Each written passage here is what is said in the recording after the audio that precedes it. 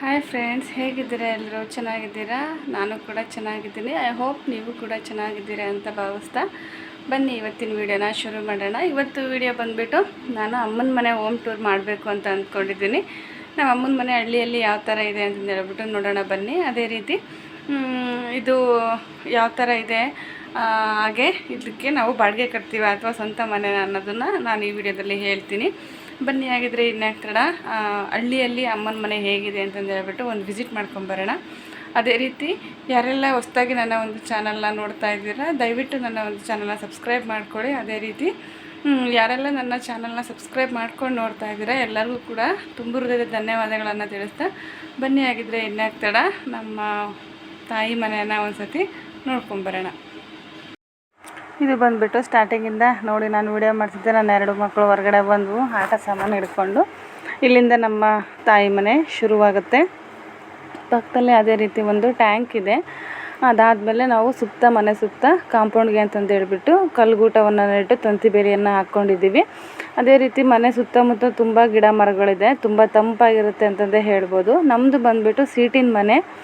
ಮುಂಚೆ ಅದೇನು ಅಂತಾರೆ, ಮಾಳಿಗೆ ಮನೆ ಇತ್ತು. ನಾವು ಅದನ್ನು ತೆಗೆಸಿ ಆದಮೇಲೆ ಸೀಟಿನ ಮನೆ ಮಾಡ್ಕೊಂಡಿದ್ದು. ಇಲ್ಲಿ ಬಂದುಬಿಟ್ಟು ಬಟ್ಟೆ ಒಗಿಲಿಕ್ಕೆ ಅಂತಂದು ಹೇಳ್ಬಿಟ್ಟು ಈ ಥರ ಜಾಗ ಮಾಡ್ಕೊಂಡಿದ್ದೀವಿ. ಅದಾದಮೇಲೆ ಅದು ನನ್ನದೇ ಗಾಡಿ, ಸ್ಕೂಟಿ, ಹೋಂಡಾ ಆ್ಯಕ್ಟಿವಾ. ಅದಾದಮೇಲೆ ಮನೆ ಮುಂದೆ ಈ ಥರ 2 ಕಟ್ಟೆಗಳನ್ನು ಹಾಕ್ಕೊಂಡಿದ್ದೀವಿ. ಇದು ಬಂದುಬಿಟ್ಟು ಬಣವೆ, ನಮ್ಮ ಕಡೆ ಬಣವೆ ಅಂತ ಕರೀತಾರೆ. ಮೇವಿಂದು ಮನೆಯಲ್ಲಿ ದನಕರ ಇರೋದ್ರಿಂದ ನಾವು ಬೇಸಿಗೆ ಕಾಲದಲ್ಲಿ ಈ ಥರ ಮೇವನ್ನೆಲ್ಲ ಕೂಡಿಟ್ಕೊಳ್ತೀವಿ. ಅಂದರೆ ಮಳೆಗಾಲಕ್ಕೆ ಸರಿಯಾಗಿ ಬೇಕು ಅಂತಂದು ಹೇಳ್ಬಿಟ್ಟು ನೋಡಿ, ತುಂಬ ಮನೆ ಸುತ್ತಲೂ ಕೂಡ ಮರಗಳಿದೆ. ಹೋಗ್ತಾ ಎಂಟ್ರೆನ್ಸ್ ಬಂದುಬಿಟ್ಟು ಈ ಥರ 2 ಕಟ್ಟೆಗಳು ಸಿಗುತ್ತೆ.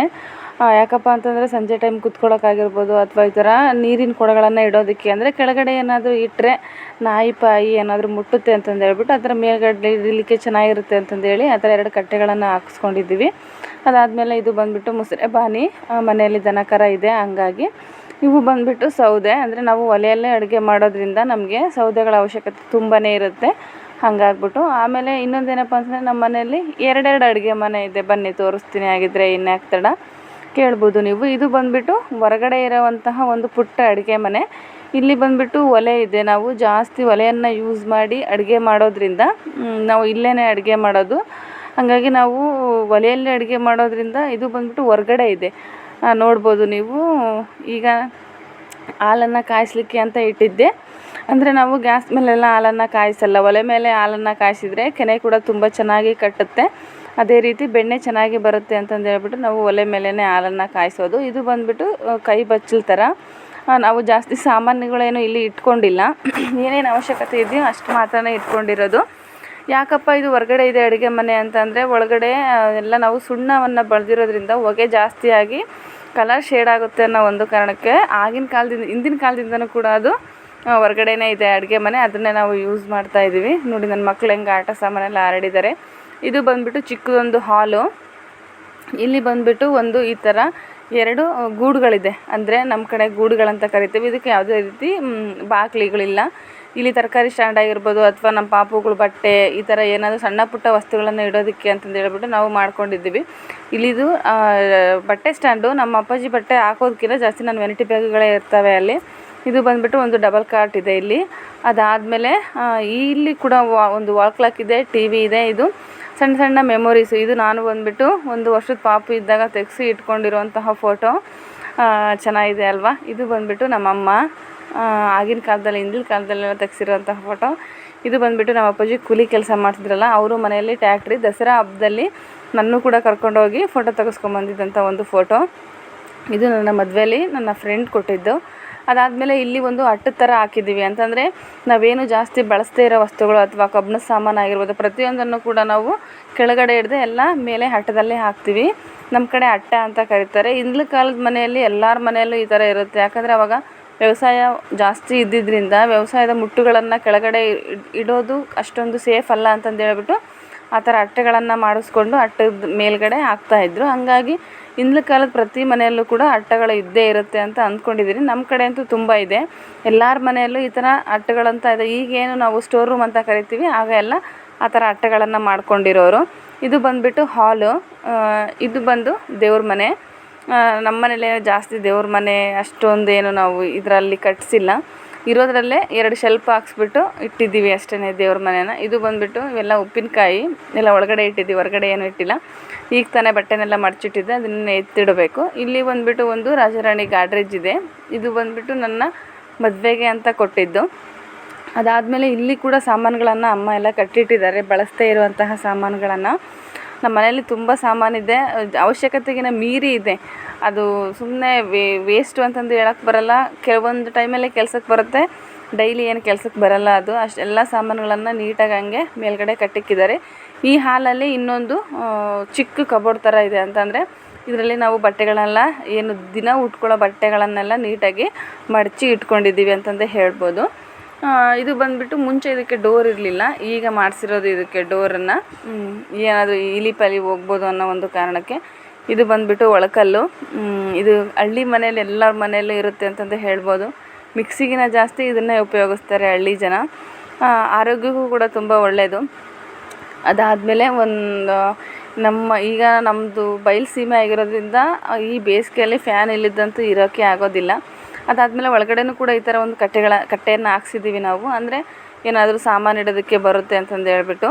ಅದಾದಮೇಲೆ ಏಣಿನೆಲ್ಲ ನಾವು ಒಳಗಡೆನೇ ಇಟ್ಕೊಳ್ತೀವಿ, ಹೊರಗಡೆ ಬಿಸಿಲಲ್ಲಿ ಬಿಡೋದಿಲ್ಲ, ಬೇಗ ಹಾಳಾಗುತ್ತೆ ಅಂತ. ಇದು ಬಂದುಬಿಟ್ಟು ಅಡುಗೆ ಮನೆ. ಇಲ್ಲಿ ನಾವು ಗ್ಯಾಸನ್ನು ಅಷ್ಟೇ ಇಟ್ಕೊಂಡಿರೋದು, ಬೇರೆ ಏನೂ ಇಲ್ಲ. ಇಲ್ಲಿ ಅಡುಗೆನೂ ಮಾಡೋದಿಲ್ಲ ನಾವು ಜಾಸ್ತಿ, ಏನಿದ್ರು ಟೀ ಕಾಫಿ ಅಷ್ಟೇ ಮಾಡೋದು. ಎಮರ್ಜೆನ್ಸಿಗೆ ಏನಾದರೂ ಸ್ವಲ್ಪ ಅನ್ನ ಮಾಡ್ಕೊಳ್ತೀವಿ ಅಷ್ಟೇ. ಪ್ರತಿಯೊಂದು ಅಡುಗೆನೂ ಕೂಡ ನಾವು ಹೊರಗಡೆ ಚಿಕ್ಕದೊಂದು ಅಡುಗೆ ಮನೆ ಇದೆಯಲ್ವ, ಅಲ್ಲೇ ಮಾಡ್ಕೊತೀವಿ. ಎಲ್ಲ ಒಲೆ ಮೇಲೆ ನಾವು ಅಡುಗೆ ಮಾಡೋದ್ರಿಂದ. ಅದೇ ರೀತಿ ಇನ್ನೊಂದು ಏನಪ್ಪ ಅಂತಂದರೆ, ಹಳ್ಳಿಗಳಲ್ಲಿ ಮನೆಗಳು ಸ್ವಲ್ಪ ಏನು ಇವಾಗ ಸಿಟಿಯವರು ನೀಟ್ನೆಸ್ ಇಲ್ಲ ಅಂತಾರೆ, ಬಟ್ ಹಳ್ಳಿಯಲ್ಲೂ ಕೂಡ ನೀಟ್ನೆಸ್ ಇರುತ್ತೆ, ಇರಲ್ಲ ಅಂತಂದಲ್ಲ. ಈಗಲೂ ಕೂಡ ನಮ್ಮ ಮನೆಯಲ್ಲಿ ಸೋರೆಗಳನ್ನು ಯೂಸ್ ಮಾಡ್ತೀವಿ. ನೀರನ್ನು ಕೂಡ ನಾವು ಮಣ್ಣಿನ ಮಡಿಕೆಯಲ್ಲೇ ಕುಡಿಯೋದು. ಮತ್ತು ಈ ಹಪ್ಪಳ ಸಂಡಿಗೆ ಅವನ್ನೆಲ್ಲ ಏನಿದೆ ಅವನ್ನೆಲ್ಲ ನಾವು ಪ್ಲಾಸ್ಟಿಕ್ ಡಬ್ಬದಲ್ಲೋ ಅಥವಾ ಏನು ಈ ಸಿಲ್ವರ್ ಪಾತ್ರೆಗಳೆಲ್ಲ ಇಡಲ್ಲ ನಾವು. ಈಗಲೂ ಕೂಡ ಸ್ವಾರೆ ಅಂತ ಕರಿತೀವಿ ನಮ್ಮ ಕಡೆ. ಮಡಿಕೆಗಳಲ್ಲೇ ನಾವು ಹಪ್ಪಳ ಸಂಡಿಗೆನೆಲ್ಲ ಸ್ಟೋರ್ ಮಾಡಿ ಇಟ್ಕೊಳ್ತೀವಿ. ನೀರು ಕೂಡ ನಾವು ಮಡಿಕೆಯಲ್ಲೇ ಕುಡಿಯೋದು. ಅದಾದಮೇಲೆ ಅದೆಲ್ಲ ಇದು ಬಂದುಬಿಟ್ಟು ಅಡುಗೆ ಮನೆ. ಇದು ಬಂದುಬಿಟ್ಟು ಹಾಲು. ಅದಾದಮೇಲೆ ಇನ್ನೊಂದು ಏನಪ್ಪ ಅಂತಂದರೆ, ಪ್ರತಿ ಮನೆಯಲ್ಲೂ ಕೂಡ ಹಳ್ಳಿ ಸೈಡು ನೀವು ನೋಡಿರ್ಬೋದು, ಕೊಟ್ಟಿಗೆ ಅಂತೂ ಇದ್ದೇ ಇರುತ್ತೆ. ಯಾಕಪ್ಪ ಅಂತಂದರೆ, ನಾವು ಏನು ವ್ಯವಸಾಯ ಮಾಡೋಕ್ಕೆ ದನ ಕಟ್ಟಲಿದ್ರೂ ಪರವಾಗಿಲ್ಲ, ಕರೆಯೋಗಾದರೂ ಕೂಡ ನಾವು ಮನೆಯಲ್ಲಿ ದನ ಕರುಗಳನ್ನು ಕಟ್ಕೊಂಡಿರ್ತೀವಿ. ನಮ್ಮ ಮನೆಯಲ್ಲೂ ಕೂಡ ಒಂದು ಎಮ್ಮೆ ಇದೆ, ಅದು ಹಾಲು ಕೊಡುತ್ತೆ ಬೆಳಗ್ಗೆ ಸಾಯಂಕಾಲ 2 ಟೈಮು ಕೂಡ. ಅದಕ್ಕೋಸ್ಕರ ಇದು ಕೊಟ್ಟಿಗೆ. ಮುಂಚೆ ಎಲ್ಲ ನಮ್ಮ ಮನೇಲಿ ತುಂಬ ದನಗಳು ಇರ್ತಾಯಿದ್ವು. ಇತ್ತೀಚೆಗೆ ಅಪ್ಪಾಜಿ ಅಮ್ಮನ ಕೈಯಲ್ಲಿ ಆಗಲ್ಲ ಅಂತಂದು ಹೇಳ್ಬಿಟ್ಟು ಅವನ್ನ ಸಾಕೋದಕ್ಕಿಂತ ಅವುಗಳದ್ದು ಚಾಕ್ರಿನೇ ಜಾಸ್ತಿ ಆಗಿರುತ್ತೆ. ಸಗಣಿ ಕಸ ಒತ್ತಾಕಬೇಕು, ಹೊಡೆದಾಕಬೇಕು, ಯಾರೂ ಇಲ್ಲದೆ ಇರೋ ಕಾರಣ ಎಲ್ಲ ಅಮ್ಮನೇ ಮಾಡಬೇಕಾಗತ್ತೆ. ಹಂಗಾಗ್ಬಿಟ್ಟು ಅವರು ಜಾಸ್ತಿ ಏನು ಇಟ್ಕೊಂಡಿಲ್ಲ, ಒಂದೇ ಒಂದು ಎಮ್ಮೆನ ಇಟ್ಕೊಂಡಿದ್ದಾರೆ ಅಷ್ಟೇ. ಅದಾದಮೇಲೆ ಇದು ಬಂದುಬಿಟ್ಟು ಹೊರಗಡೆನೂ ಒಂದು ಕಟ್ಟೆ ಇದೆ. ನಮ್ಮ ಮನೆ ಪೂರ ಎಷ್ಟೊಂದು ಕಟ್ಟೆಗಳಿದೆ, ಯಾಕಂದರೆ ಕುತ್ಕೊಳ್ಳಿಕ್ಕೆ ನಿಂತ್ಕೊಳ್ಳಿಕ್ಕೆ ಚೆನ್ನಾಗಿರುತ್ತೆ ಅಂತಂದು ಹೇಳ್ಬಿಟ್ಟು. ಮುಂದೆನೂ ಕೂಡ ಇನ್ನೊಂದು ಮನೆ ಆಗೋವಷ್ಟು ಜಾಗ ಇದೆ. ಸುತ್ತ ನಾವು ಮನೆ ಬಿಸಿಲು ಜಾಸ್ತಿ ಅಂತ ಹೇಳ್ಬಿಟ್ಟು ಸುತ್ತ ಸೀಟನ್ನು ಹಾಕ್ಕೊಂಡಿದ್ದೀವಿ. ಈ ಸೀಟ್ ಹಾಕಿರೋದ್ರಿಂದ ತುಂಬಾ ಜಳ ಬರುತ್ತೆ. ನನಗಂತೂ ಇಲ್ಲಿ ಇರೋಕ್ಕೆ ಏನೋ ಒಂಥರ ಖುಷಿ ಹಳ್ಳಿಯಲ್ಲಿ ಅಂತಂದರೆ, ಸುತ್ತ ಮರಗಿಡಗಳು, ತಂಪಾದ ಗಾಳಿ, ಒಂಥರ ಏನೋ ವಾತಾವರಣ ತುಂಬ ಕೂಲ್ ಇರುತ್ತೆ, ತುಂಬ ಚೆನ್ನಾಗಿರುತ್ತೆ ಅಂತಂದೇ ಹೇಳ್ಬೋದು. ಇದು ಏನು ಇಲ್ಲೆಲ್ಲ ಕಾಣ್ತಿದೆಯಲ್ವ, ಇದು ಬಂದುಬಿಟ್ಟು ನಮ್ಮದು ಮುಂಚೆ ಹಳೆ ಮನೆ ಇತ್ತಲ್ಲ, ಹಳೆ ಮನೆ ಮುಟ್ಟೆಲ್ಲ ನಾವು ಇಲ್ಲೇ ಹಾಕ್ಕೊಂಡಿದ್ದೀವಿ. ಅದನ್ನೆಲ್ಲೂ ಬೇರೆ ಕಡೆ ಸಾಗಿಸಿಲ್ಲ ಅಷ್ಟೇ. ಬಟ್ಟೆ ಒಗೆಯೋದಕ್ಕೆ ಅಂತಂದರೆ ಸಪ್ರೇಟ್ ಜಾಗ ಮಾಡ್ಕೊಂಡಿದ್ದೀವಿ. ಅದಾದಮೇಲೆ ಮನೆ ಸುತ್ತಮುತ್ತ ಹಿಂದೆ ಮುಂದೆ ಪೂರ ಜಾಗ ಇದೆ ಫುಲ್ಲು. ತಂತಿ ಬೇಲಿ ಕೂಡ ಹಾಕ್ಕೊಂಡಿದ್ದೀವಿ ಸುತ್ತ ಕಾಂಪೌಂಡ್ಗೆ ಅಂತಂದು ಹೇಳ್ಬಿಟ್ಟು. ಅದಾದಮೇಲೆ ಮನೆ ಹಿಂದೆನೂ ಕೂಡ ಜಾಗ ಇದೆ, ಅಲ್ಲಿ ಕೂಡ ಕೆಲವೊಂದು ಗಿಡಗಳನ್ನು ಹಾಕ್ಕೊಂಡಿದ್ದೀವಿ. ನೋಡಿ, ನನ್ನ ಮಗಳು ಇವಳು ಟ್ವಿನ್ಸ್ ಅಂತ ಹೇಳಿದ್ನಲ್ಲ, ಇವಳು ಸಣ್ಣವಳು, ಇನ್ನೊಬ್ಬನು ಅಲ್ಲೆಲ್ಲೋ ಆಡ್ತಾ ಇದ್ದಾನೆ. ಅದಾದಮೇಲೆ ಇನ್ನೊಂದು ನೀವು ಕೇಳ್ಬೋದು, ಹಳ್ಳಿಗಳಲ್ಲಿ ಇವಾಗ ಸಿಟಿಗಳಲ್ಲಾದರೆ ಇಷ್ಟಿಷ್ಟೇ ಜಾಗದಲ್ಲಿ ಇಷ್ಟಿಷ್ಟೇ ಮನೆಗಳನ್ನು ಕಟ್ಕೊಂಡಿರ್ತಾರೆ. ಆದರೆ ಹಳ್ಳಿಗಳಲ್ಲಿ ತುಂಬ ದೊಡ್ಡ ದೊಡ್ಡ ಜಾಗಗಳಿರುತ್ತೆ. ನಮ್ಮ ಮನೆ ಮುಂದೆ ಮಾತ್ರ ಸಖತ್ತು ಜಾಗ ಇದೆ. ಏನು ಬೇಕಿದ್ದರೂ ಈ ಹಪ್ಪಳ ಸಂಡಿಗೆ ಮಾಡಲಿಕ್ಕಿರ್ಬೋದು ಅಥವಾ ಕಾಳು ಕಡಿ ಒಣಗಾಕೊಳ್ಳೋದಕ್ಕೆ ಪ್ರತಿಯೊಂದಕ್ಕೂ ಕೂಡ ಹೆಲ್ಪ್ ಆಗುತ್ತೆ ಅಂತಂದು ಹೇಳ್ಬೋದು. ಈ ತೋರಣ ಬಂದುಬಿಟ್ಟು ನಾನೇ ನನ್ನ ಒಂದು ಪ್ರೆಗ್ನೆನ್ಸಿ ಟೈಮಲ್ಲಿ ಮಾಡಿದ್ದು. ಸುಮ್ಮನೆ ಕೂತ್ಕೊಂಡು ಬೇಜಾರಾಗುತ್ತೆ ಅಂತಂದು ಹೇಳ್ಬಿಟ್ಟು ಆಗ ಒಂದು ವೈಟ್ ಸ್ಯಾರಿ ಇತ್ತು, ಅದನ್ನು ಕಟ್ ಮಾಡಿ ನಾನು ಮಾಡಿದ್ದು. ಈ ಮನೆ ನಿಮಗೆ ಇಷ್ಟ ಆಯಿತು ಅಂತ ಅಂದ್ಕೊಳ್ತೀನಿ. ಯಾಕೆ ಅಂತಂದರೆ, ಈಗ ಕೆಲವೊಬ್ಬರಿಗೆ ಹಳ್ಳಿ ಲೈಫ್ ತುಂಬ ಇಷ್ಟ ಇರುತ್ತೆ, ಅವ್ರಿಗೆ ಈ ಥರ ಮನೆಗಳು ಇಷ್ಟ ಆಗುತ್ತೆ ಅಂತ ಅಂದ್ಕೊಂಡಿದ್ದೀನಿ. ಇದು ಕೂಡ ನಿಮಗೆ ಇಷ್ಟ ಆಗುತ್ತೆ ಅಂತ ಅಂದ್ಕೊಂಡಿದ್ದೀನಿ. ಇದು ಬಂದುಬಿಟ್ಟು ಸೀಟಿನ ಮನೆ, ಯಾವುದೇ ರೀತಿ RCC ಅಲ್ಲ. ಈ ಸೀಟಿನ ಮನೆಯಲ್ಲಿ ನಾವು ಈ ಥರ ಮಾಡ್ಕೊಂಡಿದ್ದೀವಿ. ನಮ್ಮ ಮನೆಯಲ್ಲಿ ಅಜ್ಜ ಅಜ್ಜಿ ಫೋಟೋ ಎಲ್ಲರ ಫೋಟೋನು ಈಗ ಏನು ಡೆತ್ ಆಗಿರ್ತಾರೆ ಅವರೆಲ್ಲ ಫೋಟೋಕ್ಕೂ ಪೂಜೆ ನಡೆಯುತ್ತೆ ಮನೆಯಲ್ಲಿ. ಹಾಗಾಗ್ಬಿಟ್ಟು ಅದಾದಮೇಲೆ ಈ ವಿಡಿಯೋ ನಿಮಗೆ ಇಷ್ಟ ಆಗಿದೆ ಅಂತ ಅಂದ್ಕೊಳ್ತೀನಿ. ನಿಮ್ಮ ಮನೇಲಿ ಏನಾದರೂ ಈ ಥರ ಅಟ್ಟಗಳನ್ನು ಮಾಡ್ಕೊಂಡಿದ್ರೆ ನೀವು ಅದನ್ನು ಕೂಡ ನನಗೆ ಕಮೆಂಟಲ್ಲಿ ತಿಳಿಸಿ. ಯಾಕಂದರೆ ಇಂದಿನ ಕಾಲದ ಪ್ರತಿಯೊಂದು ಮನೆಯಲ್ಲೂ ಕೂಡ ಈ ಅಟ್ಟ ಅನ್ನೋದು ಇದ್ದೇ ಇರುತ್ತೆ. ಯಾಕಪ್ಪ ಅಂತಂದರೆ ಬೇಸಾಯದ ಮುಟ್ಟುಗಳು, ಇವೇನು ಶಾರ್ಪ್ ಆಗಿರೋ ಮಚ್ಚು ಕೊಡಲೆ ಅವನ್ನೆಲ್ಲ ಕೆಳಗಡೆ ಇಡೋಕ್ಕಾಗಲ್ಲ ಮಕ್ಕಳು ಮನೆಯಲ್ಲಿರೋದ್ರಿಂದ. ಹಾಗಾಗಿ ಇರುತ್ತೆ ಪ್ರತಿಯೊಬ್ಬರ ಮನೆಯಲ್ಲೂ ಅಂತ ನಾನು ಅಂದ್ಕೊಂಡಿದ್ದೀನಿ. ಈಗೇನು ನಾವು ಹೊಸದಾಗಿ ಸ್ಟೋರ್ ರೂಮ್ ಅಂತ ಕರಿತೀವಿ, ಆಗ ಅದು ನೋಡಿ ನನ್ನ ಮಗ ಮುಂದೆ ಓಡಿ ಹೋಗ್ತಿದ್ದಾನೆ ನೀರು ಚೆಲ್ಲೋದಕ್ಕೆ. ಇದು ಬಂದುಬಿಟ್ಟು ಮನೆ ಹಿಂದಗಡೆ ಮುಸ್ರೆ ತಿಕ್ಕೋದಕ್ಕೆ ಅಂತ ಹೇಳ್ಬಿಟ್ಟು ನಾವಲ್ಲಿ ಜಾಗ ಮಾಡ್ಕೊಂಡಿದ್ದೀವಿ. ಇದು ನುಗ್ಗೆ ಮರ, ಇದು ದಾಸವಾಳದ ಗಿಡ. ಅದಾದಮೇಲೆ ಇಲ್ಲಿ ಬಂದುಬಿಟ್ಟು ಒಂದು ಮೆಹಂದಿ ಗಿಡ ಇದೆ. ಮೊನ್ನೆ ತಾನೇ ನಾವೆಲ್ಲ ಅದನ್ನು ದೊಡ್ಡದಾಗಿ ಅರಳಿಬಿಟ್ಟಿತ್ತು, ಅದನ್ನೆಲ್ಲ ಮುರಿದಾಕಿದ್ವಿ. ನೋಡಿ ಎಷ್ಟು ಚೆನ್ನಾಗಿ ಚಿಗುರಿದೆ. ಅದಾದಮೇಲೆ ಇಲ್ಲೂ ಕೂಡ ಒಂದು ಮರ ಇದೆ. ಮನೆ ಸುತ್ತ ಮಿನಿಮಮ್ ಅಂದರೂ ಒಂದು 6-7 ಮರಗಳಿದೆ. ಹೊಂಗೆ ಮರ, ತೆಂಗಿನ ಮರ, ನುಗ್ಗೆ ಮರ, ಪ್ರತಿ ಒಂದು ಮರಗಳು ಕೂಡ ಇದೆ. ದೊಡ್ಡದೊಂದು ಬೇವಿನ ಮರ ಇತ್ತು, ಅದನ್ನು ನಾವು ಕಡ್ಸಾಕಿದ್ವಿ. ಮನೆ ಹತ್ರನೇ, ಮನೆ ಒಳಗಡೆ ಬೇರು ಬಂದುಬಿಡುತ್ತೆ ಅಂತಂದು ಹೇಳ್ಬಿಟ್ಟು ರೀಸೆಂಟಾಗಿ. ಅದಾದಮೇಲೆ ಇನ್ನೊಂದು ಬೇವಿನ ಮರನ ಕೂಡ ನಾವು ಬೆಳೆಸಿದ್ದೀವಿ. ಅದನ್ನು ಬೆಳೆಸಿ ಆದಮೇಲೆ ನಾವು ಅದು ದೊಡ್ಡ ಮರವನ್ನು ಕಡಿದಿದ್ದು. ನಾನು ಅಲ್ಲಿ ಬಟ್ಟೆ ಒಗೆಯೋಕ್ಕಂತ ತೋರಿಸಿದ್ನಲ್ವ, ಅಲ್ಲಿದೆ ಅದು ಮರ. ಮಡ್ಡಿ ಮರ ಅಂತಲೂ ಇದೆ. ಅದ್ರದ್ದು ಹೂವು ತುಂಬ ಚೆನ್ನಾಗಿರುತ್ತೆ, ಸ್ಮೆಲ್ಲು ಸೇಮ್ ಮಲ್ಲಿಗೆ ಹೂವಿನ ಸ್ಮೆಲ್ ಇರುತ್ತೆ ಅಂತಂದೇ ಹೇಳ್ಬೋದು. ಇದು ಬಂದುಬಿಟ್ಟು ನಮ್ಮ ಮನೆ, ಅಂದರೆ ನಮ್ಮ ತವರು ಮನೆ.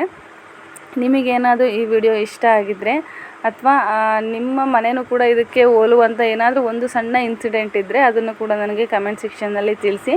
ಈ ವಿಡಿಯೋ ಇಷ್ಟ ಆಗಿದ್ದರೆ ಒಂದು ಲೈಕ್ ಮಾಡಿ, ಶೇರ್ ಮಾಡಿ, ಕಮೆಂಟ್ ಮಾಡಿ. ಅದೇ ರೀತಿ ನನ್ನ ಒಂದು ಪುಟ್ಟ ಚಾನಲನ್ನು ಸಬ್ಸ್ಕ್ರೈಬ್ ಮಾಡ್ಕೊಂಡು ನೋಡಿ ಅಂತ ನಾನು ನಿಮ್ಮ ಹತ್ರ ಕೇಳ್ಕೊಳ್ತೀನಿ. ಈ ವಿಡಿಯೋ ನಿಮಗೆ ಇಷ್ಟ ಆಗಿದ್ದರೆ ದಯವಿಟ್ಟು ನನ್ನ ಒಂದು ಚಾನಲ್ನ ಸಬ್ಸ್ಕ್ರೈಬ್ ಮಾಡಿ.